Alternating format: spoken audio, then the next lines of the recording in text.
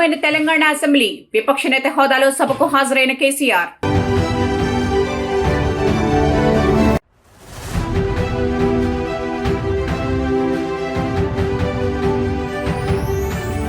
CM Chandrababu అధ్యక్షతన ప్రారంభమైన cabinet సమావేశం, పలు కీలక అంశాలపై చర్చ.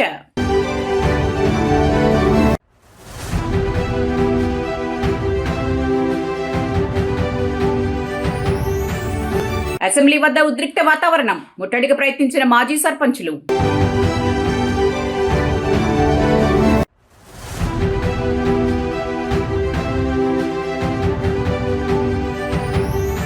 టాటా ఎర్నాకుళం ఎక్స్ప్రెస్ లో అగ్ని ప్రమాదం, B1, M2 AC బోగీలు పూర్తిగా దగ్ధం.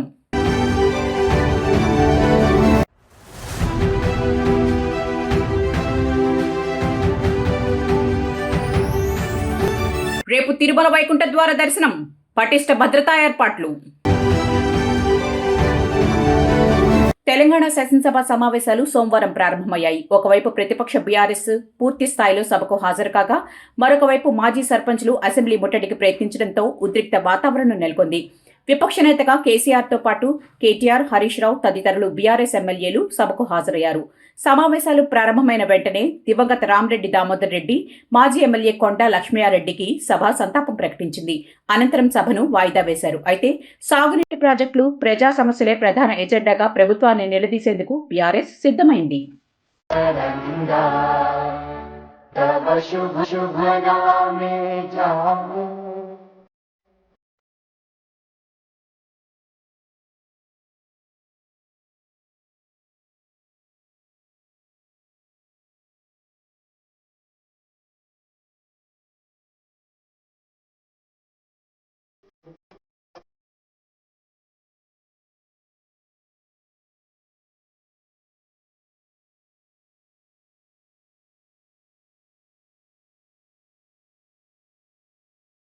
సీఎం చంద్రబాబు నాయుడు అధ్యక్షతన ఏపీ కేబినెట్ సమావేశం ప్రారంభమైంది. వెలగపూడిలోని సచివాలయంలో జరుగుతున్న సమావేశానికి డిప్యూటీ సీఎం పవన్ కళ్యాణ్తో పాటు ఇతర మంత్రులు, వివిధ భాగాల ఉన్నతాధికారులు హాజరయ్యారు. సమావేశంలో 20కి పైగా అజెండా అంశాలపై చర్చిస్తున్నారు. అమరావతి అభివృద్ధికి 7,387 కోట్ల రూపాయల రుణానికి ఆమోదం లభించనుంది. ప్రపంచ బ్యాంకు, ఏడీబీ నిధులతో అమరావతి క్యాపిటల్ సిటీ ప్యాకేజీ, రోడ్లు, డ్రైనేజీ, నీటి సరఫరా వంటి వాటికి అనుమతి ఇవ్వనుంది. మంగళగిరి, తాడేపల్లి పరిధిలో అండర్ గ్రౌండ్ డ్రైనేజీ, ఎస్టీబీ పనులకు అటవీ శాఖలో అసిస్టెంట్ కన్జర్వేటర్ పోస్టుల భర్తీకి అంగీకారం తెలపనున్నట్లు తెలుస్తోంది. ఎస్సీ లబ్ధిదారులపై పెండింగ్ వడ్డీ మాఫీకి, ప్రీపెయిడ్ విద్యుత్ స్మార్ట్ మీటర్ అమలుకు ఆమోదం లభించనుంది. కలంగి వరద నియంత్రణ పనులకు పరిపాలనా అనుమతి మంత్రివర్గం ఇవ్వనుందని తెలుస్తోంది. ఉద్యోగుల డిఏ పెంపు అమలుకు ఆర్థిక శాఖ అనుమతికి మంత్రివర్గం పచ్చజెండా ఊపనుంది. గ్రామ, వార్డు సచివాలయాల పేర్ల మార్పుపై ఆర్డినెన్సు, జిల్లా కోర్టులో సిస్టమ్ ఆఫీసర్లు, అసిస్టెంట్ పోస్టులకు ఆమోదం లభించనుంది.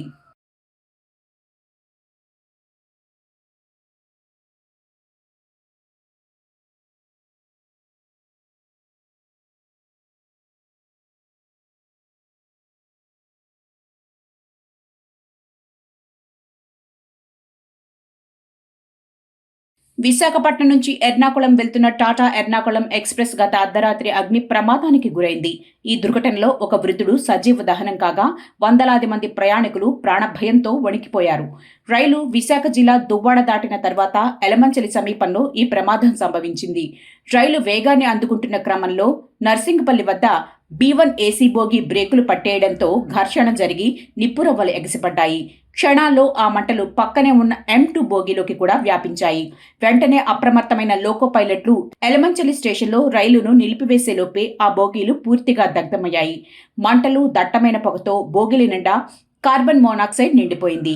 ఏం జరుగుతోందో తెలియక ప్రయాణికులు ప్రాణభయంతో తలుపులు తన్నుకుంటూ బయటకు పరుగులు తీశారు. అనకాపల్లి, ఎలమంచిలి, నక్కపల్లి నుంచి అగ్నిమాపక యంత్రాలు వచ్చేసరికి 2 బోగీలు పూర్తిగా కాలి బూడిదయ్యాయి. ఈ క్రమంలోనే B1 బోగీలో ప్రయాణిస్తున్న 70 ఏళ్ల వృద్ధుడు బయటకు రాలేక మంటల్లో చిక్కుకుపోయి మరణించాడు. మృతుడిని విశాఖపట్నానికి చెందిన చంద్రశేఖర్ సుందర్గా గుర్తించారు.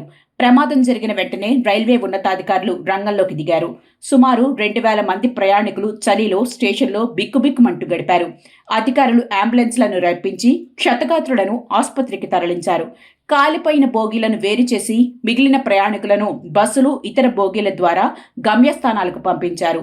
ఈ ఘటనతో విశాఖ విజయవాడ మార్గంలో రైళ్ల రాకపోకలు గంటల తరబడి నిలిచిపోయాయి. అసలు బ్రేకులు పట్టేయడానికి సాంకేతిక లోపమే కారణమా లేక మరేదైనా కారణమా అనే కోణంలో రైల్వే భద్రతా విభాగం విచారణ ప్రారంభించింది.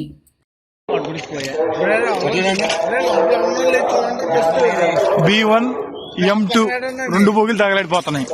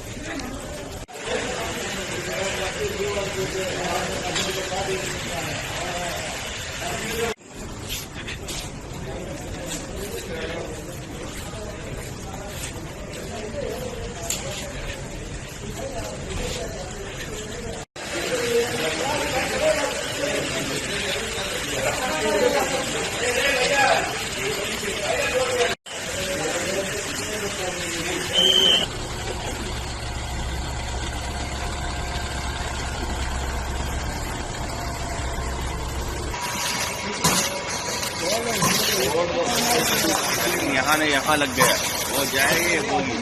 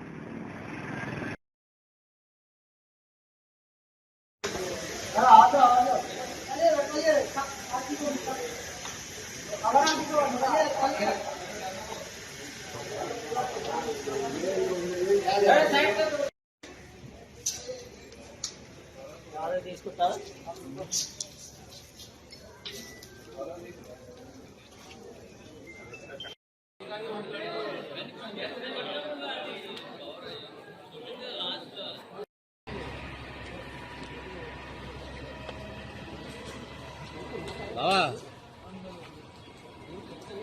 బాబు చెప్పావా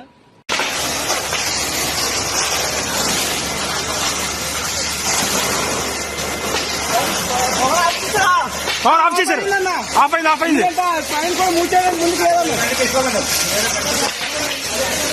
అన్నా ఇంకో బండి కంటే ఫోన్ చేయమట్లేదు. హెల్మెట్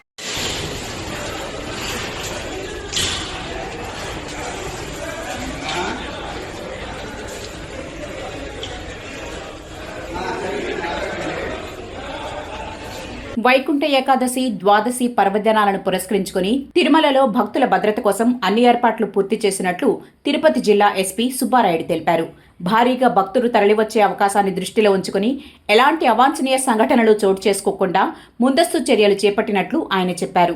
రేపు వైకుంఠ ఏకాదశి జనవరి 8, 2026న వైకుంఠ ద్వాదశి పర్వదినాల నేపథ్యంలో మొత్తం 10 రోజుల పాటు అనగా డిసెంబర్ 30వ తేదీ నుంచి జనవరి 8వ తేదీ వరకు వైకుంఠ ద్వార దర్శనం కొనసాగుతుందని ఎస్పీ వెల్లడించారు. ఈ కాలంలో తిరుమల అంతటా పటిష్టమైన పోలీసు బందోబస్తు అమలు చేస్తున్నట్లు చెప్పారు. సుమారు 2,000 మంది పోలీసు సిబ్బందితో తిరుమలలో భారీ భద్రతా ఏర్పాట్లు చేసినట్లు తెలిపారు. డిసెంబర్ 30, 31 మరియు జనవరి 1 తేదీల్లో టోకెన్లు పొందిన భక్తులకు మాత్రమే వైకుంఠ ద్వార దర్శనం కల్పిస్తామని మరొకసారి స్పష్టం చేశారు. ఆన్లైన్లో సుమారు 25 లక్షల మంది భక్తులు దర్శన టోకెన్ల కోసం దరఖాస్తు చేసుకోగా ప్రతిరోజు 60,000 టోకెన్ల చొప్పున దర్శనాల కేటాయింపు జరిగిందన్నారు. భక్తుల రద్దీని సమర్థవంతంగా నియంత్రించేందుకు ట్రాఫిక్ మేనేజ్మెంట్, క్యూలైన్ నిర్వహణ, సీసీటీవీ నిఘా వంటి ఏర్పాట్లను ముందుగానే అమలు చేస్తున్నట్లు చెప్పారు. టీటీడీ అధికారులతో సమన్వయం చేసుకుని విధులు నిర్వర్తిస్తున్నామని చెప్పారు. ఈ సందర్భంగా ఆయన భక్తులకు పలు సూచనలు చేస్తూ దర్శన సమయంలో క్రమశిక్షణ పాటిస్తూ శాంతియుతంగా వ్యవహరించాలని, పోలీసు సిబ్బందికి పూర్తి స్థాయిలో సహకరించాలని కోరారు. పిల్లలు, వృద్ధులు విలువైన ఆభరణాల పట్ల ప్రత్యేక జాగ్రత్తలు తీసుకోవాలని సూచించారు.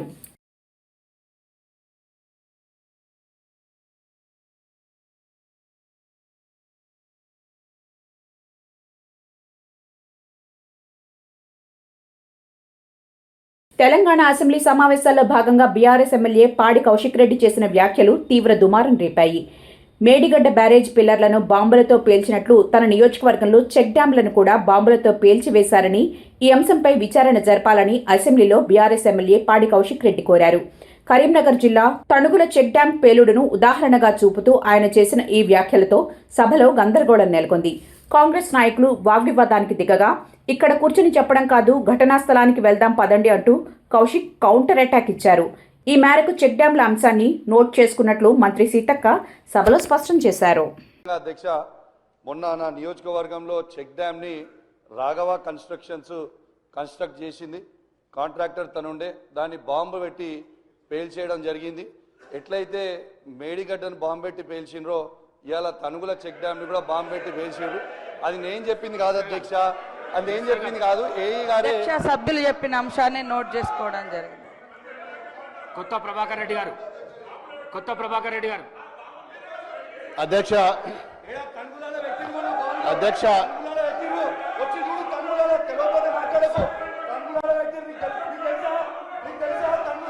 కూసో ప్లీజ్. కూర్చొని మాట్లాడితే కాదు కదా, బరాబర్ పెట్టిరు అధ్యక్ష, దుబ్బాక నియోజకవర్గంలో తెలంగాణ శాసన మండలి వాయిదా పడింది. ఈ రోజు ఉదయం సభ ప్రారంభమయ్యాక ఇటీవల మరణించిన దివంగత సభ్యులు మాధవరం జగపతిరావు, అహ్మద్ పీర్ షబ్బీలకు సభ నివాళులర్పించింది. మండలి చైర్మన్ గుత్తా సుఖేందర్ సంతాప తీర్మానాలు చదివి వినిపించారు. అనంతరం సభ్యులు పలు అంశాలపై మాట్లాడారు. ఆ తర్వాత పలు ఆర్డినెన్స్లు, డాక్యుమెంట్లను మంత్రులు వివేక్ వెంకటస్వామి, పొన్నం ప్రభాకర్, తుమ్మల నాగేశ్వరరావు సభలో ప్రవేశపెట్టారు. అనంతరం సభను జనవరి 2వ తేదీకి చైర్మన్ వాయిదా వేశారు. ఈ సందర్భంగా దేశపతి శ్రీనివాస్ మాట్లాడుతూ, ఇటీవల మరణించిన రాష్ట్ర గీత రచయిత అందశ్రీకి సభాపక్షాన సంతాపం తెలిపే అవకాశాన్ని పరిశీలించాలని కోరారు. సాధారణంగా సభలో సభ్యులైన వారికే సంతాపం తెలిపే సాంప్రదాయం ఉంది. కానీ అందశ్రీ తన పాట ద్వారా తెలంగాణ ఉద్యమాన్ని ఎంతగానో ప్రభావితం చేశారు. ఆయన ఈ సభలో సభ్యులు కాకపోయినా విశేషమైన సందర్భంగా భావించి సభలో ఆయనకు సంతాపం తెలిపే అవకాశం పరిశీలించాలని సూచన చేశారు. ఇందుకు మండలి చైర్మన్ గుత్తా సుఖేందర్ సానుకూలంగా స్పందించారు. The House is adjourned to meet again at 10 a.m. on Friday, the 2nd January 2026. Andhra Pradesh రాష్ట్రంలో గ్రామ పంచాయతీల విభజన, విలీన ప్రక్రియను ప్రభుత్వం కొనసాగిస్తున్న విషయం తెలిసిందే. అయితే ఈ విభజన ప్రక్రియకు తాత్కాలికంగా బ్రేక్ పడింది. ప్రస్తుతానికి గ్రామ పంచాయతీల విభజన, విలీన ప్రక్రియను తాత్కాలికంగా వాయిదా వేయాలని రాష్ట్ర పంచాయతీరాజ్ గ్రామీణాభివృద్ధి శాఖ నిర్ణయించినట్లు తెలుస్తోంది. ప్రస్తుతం కొనసాగుతున్న పాలక వర్గాల పదవీకాలం ముగిసే వరకు ఎటువంటి మార్పులు చేపట్టకూడదనే నిబంధనలు గతంలో పంచాయతీరాజ్ చట్టానికి చేసిన సవరణల నేపథ్యంలో ఈ నిర్ణయం తీసుకున్నట్లు సమాచారం. దీనికి తోడు పలు విభజన ప్రతిపాదనలపై కోర్టులో పెండింగ్లో ఉన్న కేసులు, రాబోయే జాతీయ జనగణన ప్రక్రియను దృష్టిలో పెట్టుకుని ప్రభుత్వం ఈ ప్రక్రియను ప్రస్తుతానికి నిలిపివేయాలని భావిస్తోంది. ఇప్పటికే కొన్ని గ్రామాల్లో విభజన, విలీనం కోసం తీర్మానాలు జరిగినప్పటికీ చట్టపరమైన చిక్కులు ఎదురుకాకుండా ఉండేందుకు ఈ ఫైళ్లను హోల్డ్లో పెట్టాలని ఉన్నతాధికారులు భావిస్తున్నారు. 1-2 రోజుల్లో ఈ వాయిదాకు సంబంధించి అధికారిక ఉత్తర్వులు వెలువడే అవకాశం ఉంది. 2026లో స్థానిక సంస్థల ఎన్నికలు జరగనున్న నేపథ్యంలో అప్పటి పరిస్థితులను బట్టి పునర్వ్యవస్థీకరణపై ప్రభుత్వం తుది నిర్ణయం తీసుకునే అవకాశం ఉంది.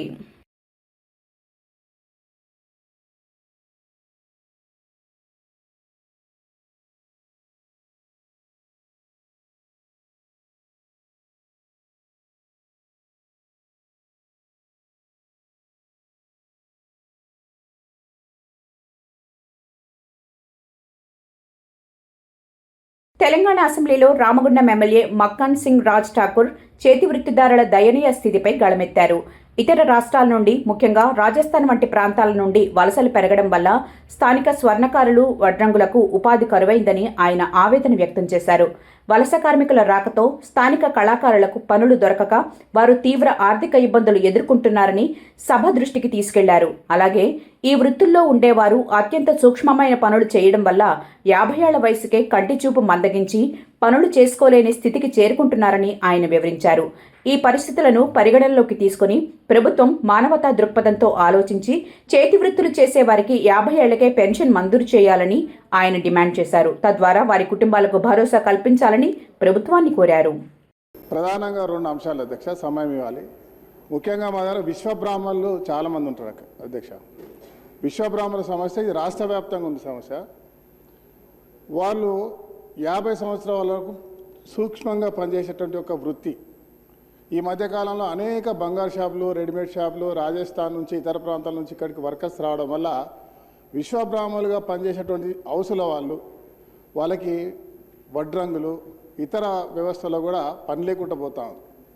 దానివల్ల అనేక సమస్యలు ఎదుర్కొంటా ఉన్నారు.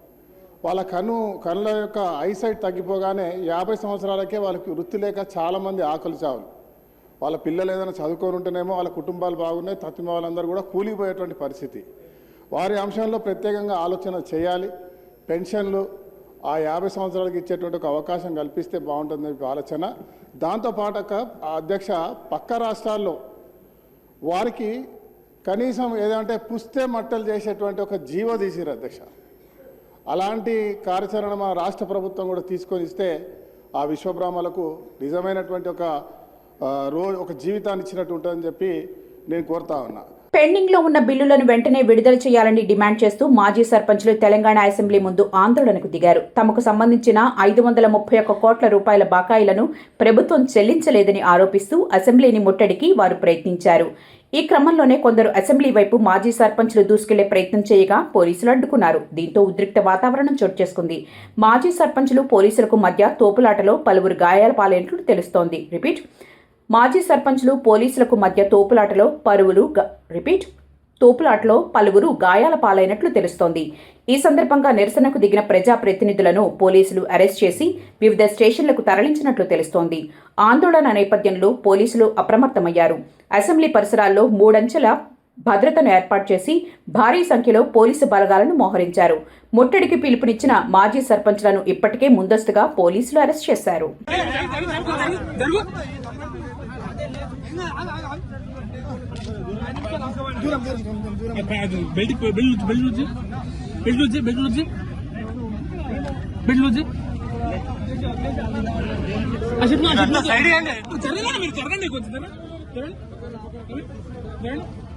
ప్లే కార్డ్ మంచిగా అరే దూరం ఉన్నా ప్లీజ్ దూరం తీసుకోండి.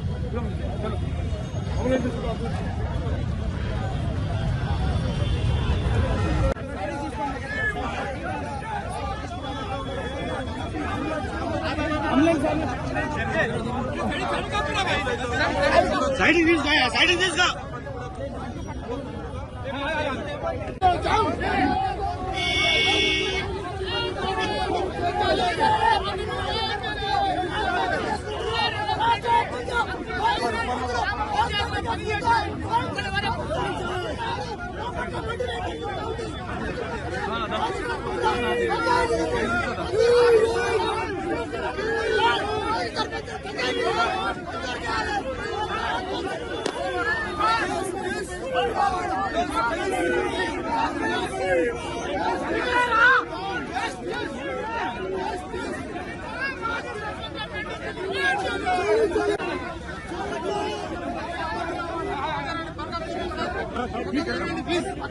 ప్లీజ్ పక్కకు జరగండి.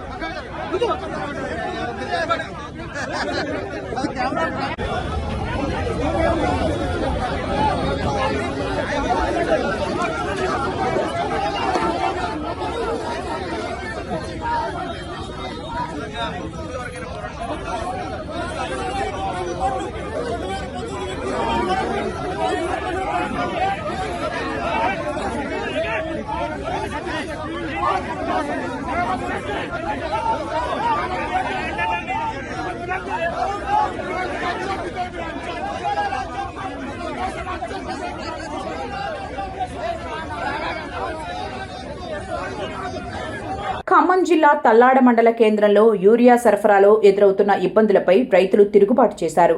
యూరియా పంపిణీ కోసం ప్రభుత్వం ప్రవేశపెట్టిన కొత్త ఆన్లైన్ యాప్ పద్ధతి తమకు శాపంగా మారిందని ఆగ్రహం వ్యక్తం చేస్తూ రైతులు పెద్ద ఎత్తున రోడ్డుపైకి వచ్చారు. స్థానిక ప్రాథమిక వ్యవసాయ సహకార సంఘం కేంద్రం వద్ద యూరియా కోసం వందలాది మంది రైతులు తెల్లవారుజాము నుంచే బారులు తీరారు. అయితే యాప్ పద్ధతిలో సాంకేతిక సమస్యలు తలెత్తడం, పంపిణీలో జాప్యం జరగడంతో సహనం కోల్పోయిన రైతులు ప్రధాన రహదారిపై బైఠాయించారు. యాప్ పద్ధతిని తక్షణమే రద్దు చేసి పాత పద్ధతిలోనే నేరుగా యూరియా సరఫరా చేయాలని డిమాండ్ చేశారు. రైతుల ధర్నాతో కిలోమీటర్ల మేర ట్రాఫిక్ నిలిచిపోవడంతో ప్రయాణికులు తీవ్ర ఇబ్బందులు పడ్డారు. సమాచారం అందుకున్న పోలీసులు ఘటనా స్థలానికి చేరుకుని రైతులకు నచ్చచెప్పే ప్రయత్నం చేశారు.